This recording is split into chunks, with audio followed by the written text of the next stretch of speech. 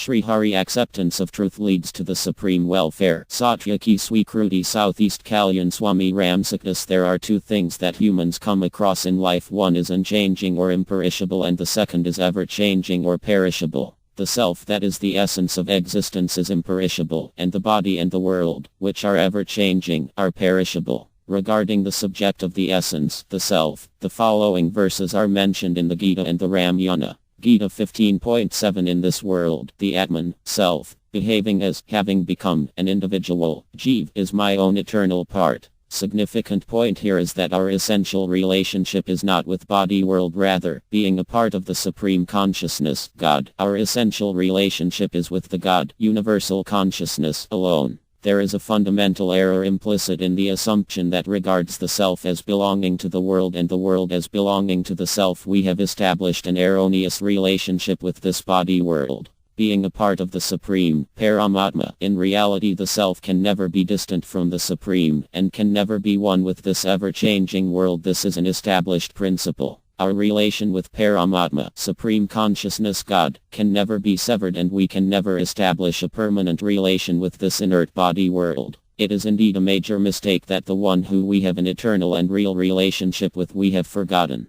We do not consider that relationship with Paramatma, the Supreme, as real. And that which we have no relationship with, we have accepted as our very own, i.e., we have established an unreal relationships with the world. If we accept that I belong to the Lord and the Lord belongs to me, then the world does not belong to me would become clear. If on the other hand we accept that I do not belong to the world and the world does not belong to me, then the Lord belongs to me would be established. The important point is to accept any one of these 2 points. Please think whether there can be oneness or identity between this inert and ever-changing world and one's self, consciousness. If there cannot be, then please accept the fact that, essentially, there cannot be a real identity or relationship between ourself and this world. Acceptance of the oneness of the self with this world is a mistake. Minimally, if we understand this mistake inwardly, then everything would be alright over a period of time. Identification of the self with the inert world is a losing premise.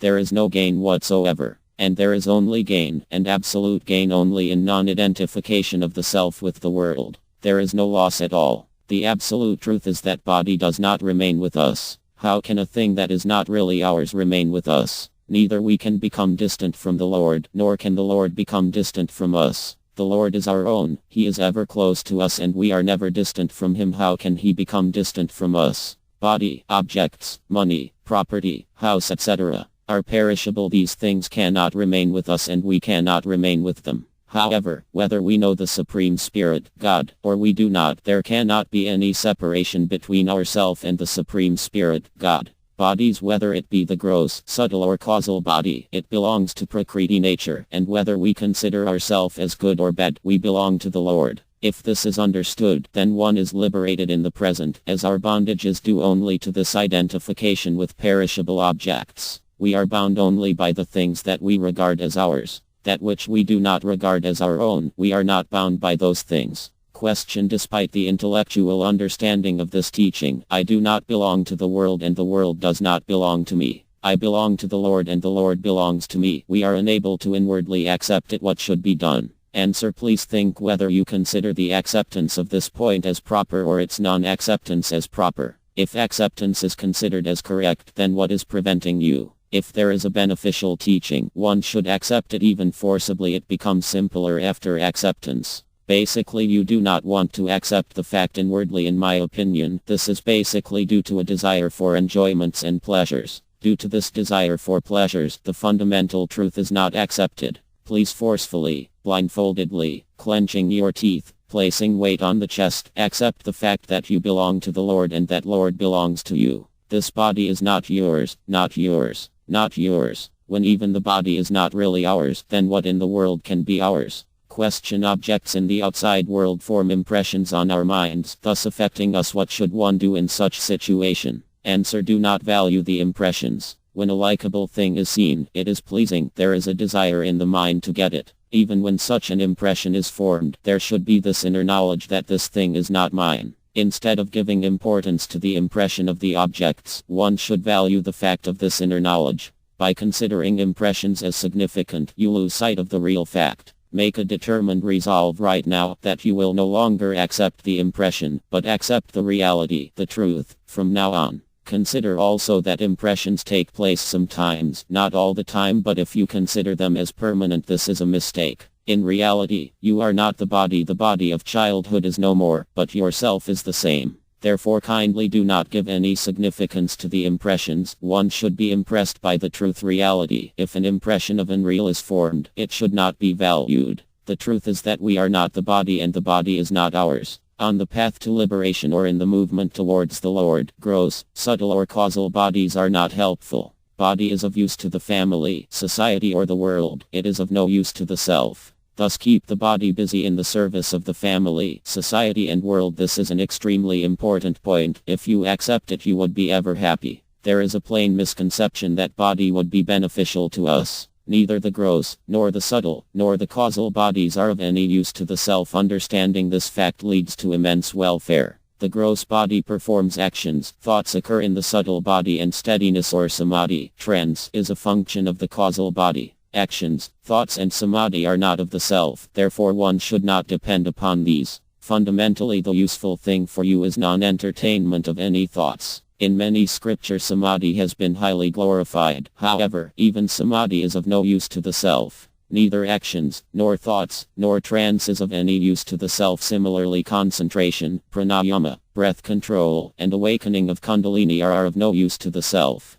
Self is different from all these things which are of different class, as all of these are product of prakriti, whereas the self is a part of Paramatma. Your oneness is with the Lord. Whether you have faith in monism, advaita, or dualism, dvaita, whether you follow the yoga of knowledge or of devotion, at least accept the fact that this body is of no use to the self. The self has no relationship with the body. You have no relation with the mind intellect, whether these are apparently yours or a dog's. If a dog's mind intellect get affected, then do you become happy or sad? As a dog's mind intellect is not yours, similarly, what is considered as your mind intellect are also not yours. Considering mind intellect as yours is a fundamental error. By considering mind intellect as yours, you simply undergo suffering. One very significant point to note is that between us and Paramatma, Supreme Consciousness, there is no curtain, body and world, of inertness. Rather, the curtain is due to our presumed relationship with the inert. I have not come across this vital point in books or scriptures, rather, in a particular situation in the company of saints.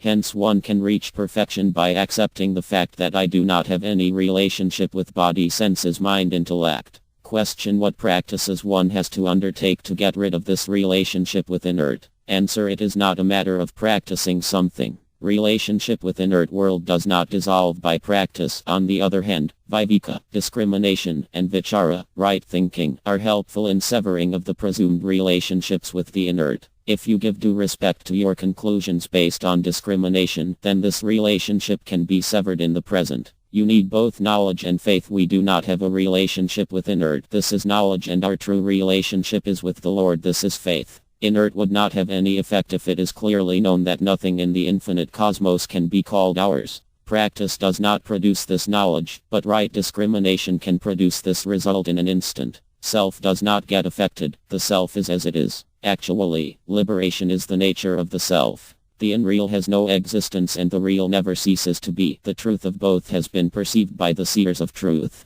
Gita 2:16. You consider impressions as real, which are unreal and false. Self does not have any relationship with mind intellect. Someone asked Swami Sharananadaji, what is Kundalini? He answered that I do not know what Kundalini is, but I surely know that I do not have any relation with Kundalini. Whether Kundalini is dormant or awake, what connection has it with the self? Similarly, the self does not have any connection with this body or the world. Therefore, do not give any importance to their impressions. This would not come about by practicing. Practice is useful to produce something new. For example, if someone wants to do rope walking, practice is necessary. However, in the knowledge of the real, practice is not helpful if right discrimination is respected. Self-perfection is in the present. You only need to remember just this one point, that I do not have any relationship whatsoever with inert objects, as they come from Prakriti, nature, and I am a part of the Paramatma, Supreme Consciousness. How can objects that are subject to creation and destruction affect the eternal? Impressions do not reach the self, which is asanga, detached.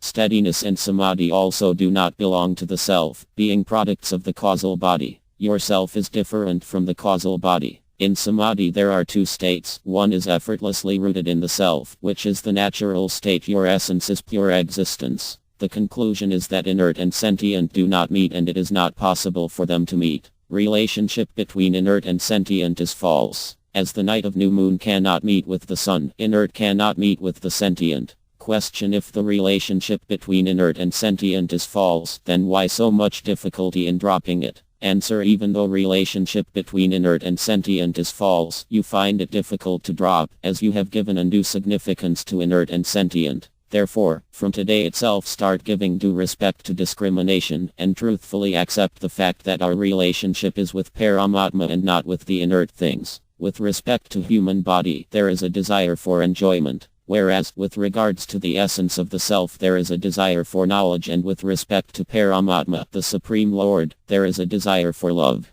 Body is not ours, so any desire for enjoyment is not ours, but is due to error. However, desire for knowledge and love is really ours and not due to an error. Hence, using the body in selfless service of others or burning desire for self-knowledge, both led to eradication of error. Once the error is removed, desire for object of enjoyment vanishes and desire for self-knowledge is fulfilled. This is liberation. Then hope for the love of the Paramatma, the Supreme Lord, of whom self is a part, is awakened. All individual souls are part of the Paramatma, the Supreme Soul. Therefore, love of the Lord is the final and universal desire. Liberation is a means and love is the end. As the vapors moving out of ocean due to solar radiation complete their journey only after merging back into ocean, similarly individual soul, which is a part of Paramatma, the Supreme Consciousness, does not complete its journey till eternal love is achieved. Once this ultimate love is awakened, this human life is fulfilled and nothing more remains to be done.